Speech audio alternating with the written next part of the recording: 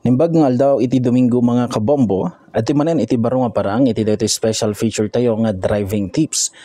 Itangal daw mga kabombo gapo iti posible nga epekto iti panagduprak ni bagyo nga uwan at man iti announcement para kadagiti road advisories manipod iti dayto na pailang Department of Public Works and Highways Cordillera.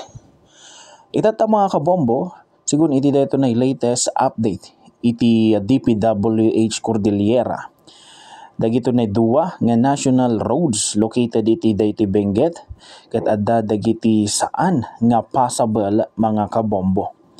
Dito'y Baguio bound mga kabombo, dagiti major roads dito'y Baguio City kasi iti Marcos Highway, asin ng Lisan San Pascual La Union Road, Benguet Nueva Vizcaya Road, ken Baguio Bawang Road, amin dagito'y ket possible mga kabombo. Ulitin tayo, possible iti Marcos Highway, asin ng Lisan San Pascual Road, Benguet Nueva Vizcaya Road, ken iti Baguio Bawang Road.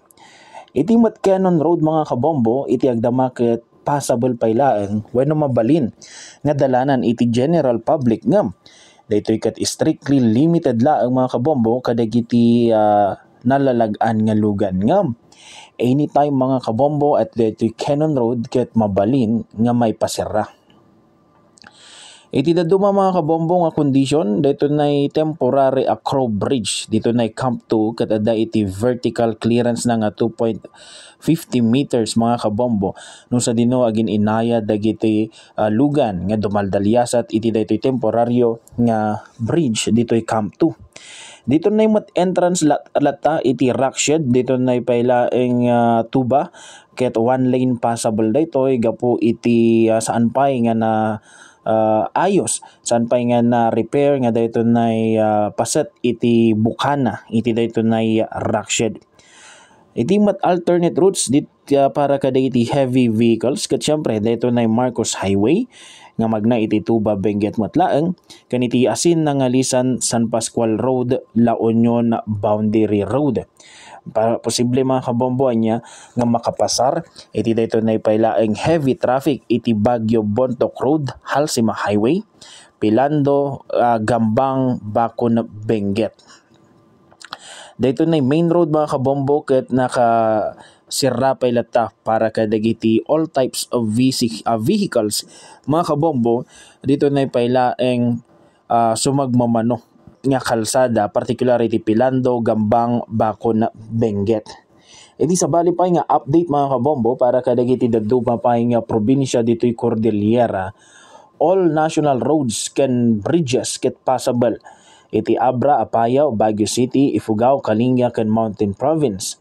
Ngam adalata iti single lane passable mga kabombo.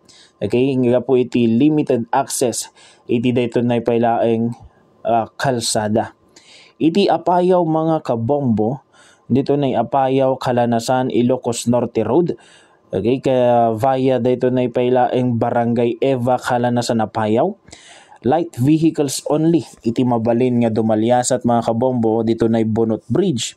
Dito na mat Ayayaw Bridge mga kabombo, dito na Barangay Eva, Kalanasan, Apayao. Ket light vehicles matlaeng iti posibleng makadalyasat. Dito'y Benguet mga kabombo, not possible. Haan nga madalanan, dito na'y Benguet roads, iti Baguio Itogon Road mga kabombo. Dito na'y Sitio Goldfield Poblacion Itogon. Saan nga madalanan dayta, gapo iti landslide. Madama pa lang iti clearing operation, ken adamat iti alternate route, nga dito na'y Ukab Midas Road mga kabombo. Haan nga madalanan iti Abatan Mankayan Cervantes Road mga kabombo, dito na'y Kulalo Mankayan Benguet. Gapu pailaeng iti nagalis nga kalsada, damage stone masonry, kanda ito na pailaeng scored pavement mga kabombongam. Adamat iti alternate route para dito na Abatan Mankayan Cervantes Road, magnada iti Cervantes Tadjan Road via Bauco Mabaay Road mga kabombo. Kaya daytaan niya iti kaudyan nga update wenno kaudyan nga dayto nay pailaeng garud sa saaden iti kalsada tayo dito nay pailaeng Baguio City ken Benguet mga kabongbongam.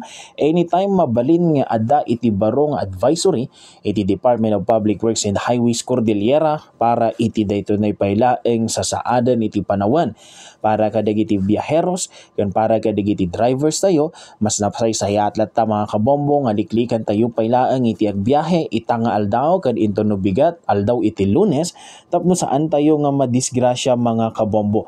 Mo tayo mat nga very prone iti landslide iti dayto nay pailaang rehiyon tayo a Cordillera.